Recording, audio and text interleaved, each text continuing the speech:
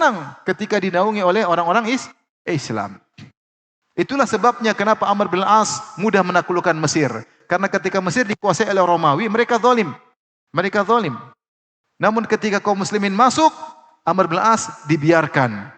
Dan Romawi tidak dibantu. Sampai akhirnya Amr bin As menguasai apa? Mesir. Dan dia biarkan gereja yang ada dibiarin. Tidak dihancurkan, dibiarin.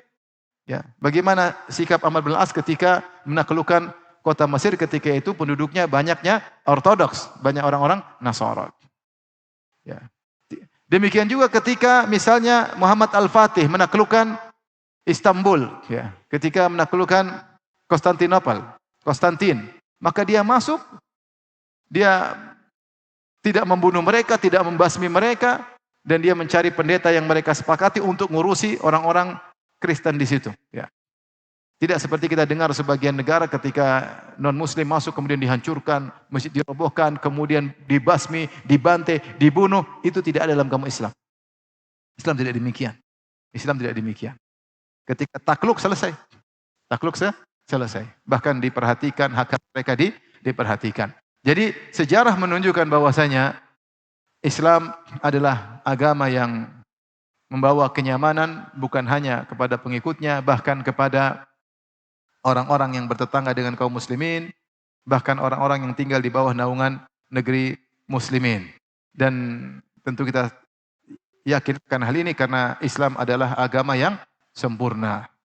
Kata Allah Subhanahu wa taala, "Al-yauma akmaltu lakum dinakum." Hari ini telah aku sempurnakan bagi kalian agama kalian. Semua telah dibahas. Allah berfirman, "Inna hadzal Qur'ana yahdi lillati hi aqwam." Sungguhnya Al-Qur'an ini menunjukkan jalan yang terbaik. Maka seorang cukup dengan Islam, tidak butuh dari ajaran lain.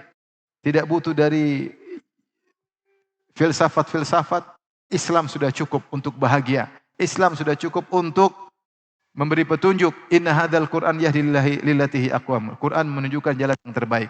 Bahkan ketika Umar bin Khattab radhiyallahu anhu datang kepada Nabi membaca lembaran dari Taurat, maka Rasulullah marah. Kata Rasulullah SAW, "Amutahawwikuna anta ya ibnal Khattab?" Apakah kau bimbang wahai Umar?